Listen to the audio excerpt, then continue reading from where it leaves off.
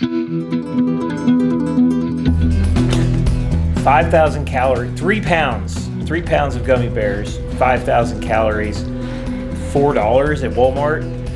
I think I can do an entire 4-hour race and not even use half this bag. I'm gonna fill up a bunch of little baggies of gummy bears for tomorrow. 4 hours, Camp Ondesonk race. We'll see how that goes. So just check Strava for last year's results. I went 42.2 miles, had like a 10.7 average, and 3,500 feet of climbing. And so this was tough. I remember making notes here, and I said that, you know, I woke up with a stiff sore back, and it just got worse throughout the ride. And I remember really suffering on this race. Liquid IV. I'm going with some liquid IV for my fluids today. I think I'm gonna do 2 bottles liquid IV and maybe one of just like some of maybe this stuff. So that's my nutrition strategy. Gummy bears and liquid IV. Good luck, Matt. So I invited my mom and dad to come to the race, and they did, and really awesome. I so appreciate it. And so I handed my dad the camera, and I said, hey, get a few images here of the start. And he managed to just hang around basically for the whole 4 hours, which blew my mind. They didn't need to do that, and they hung around for the whole 4 hours taking video of this race. So got lots and lots of images of me crossing the line.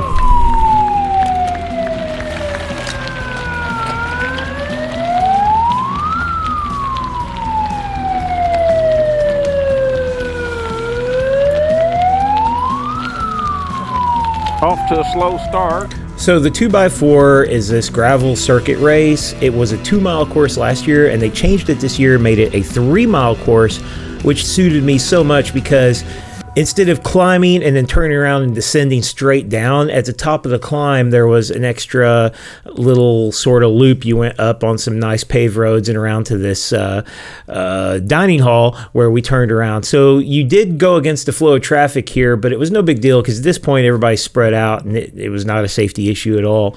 And it made it a lot better loop for me because it gave me this chance to kind of recover a little bit. I could set up, I mean, if I wanted to, I could ride this sort of semi-flat section at the top of the hill hard, or I could kind of take it easy and just set up and recover. So we're seeing the first riders come in. You haven't seen me yet because I started in the back. You saw I started way in the back. Last year, I kind of started in the middle and then I just attacked on the downhill. I went really, really hard on the downhill and I didn't really go that hard. I just roll fast downhill and I moved, closer to the front, past a lot of riders, and then I got passed back on all the climbs after the big downhill.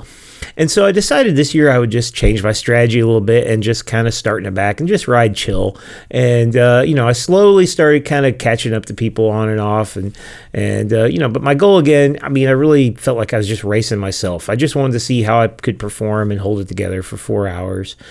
And that right there is just simply why I think gravel racing has gotten so popular. If this was a regular road race, I would absolutely have to stay in the front group to even really be worth doing the race. It's just like if you get dropped from a pack, then, it's just like, what's it matter? But in a gravel race, it's just, you're just riding, you're racing against yourself. It doesn't really matter if you stay in the front pack. And you can see there was no real pack. There was oftentimes groups of 2 or 3 riders who were together, and I'd see them, they'd pass me, but over time that broke up. And most riders, it's really hard to hold a pack on a gravel course with constant hills. I am not yet here. You can see these are all riders. There's my buddy Michael Norris. I am right here. I had decided just to, I could ride faster, but I decided, again, just to kind of chill and just ride with this guy up the hill and not ride any harder than I had to. I'm generally a slow starter, so yeah. I have a new teammate. Yes. But he dropped back there. Yeah, all right, heading out.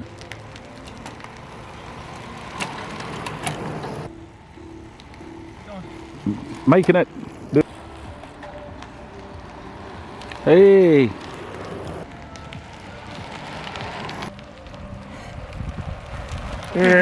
now. So things in this race were going great for me. I felt really much better. I had a little mild back pain, but for the most part, it just felt fine to ride.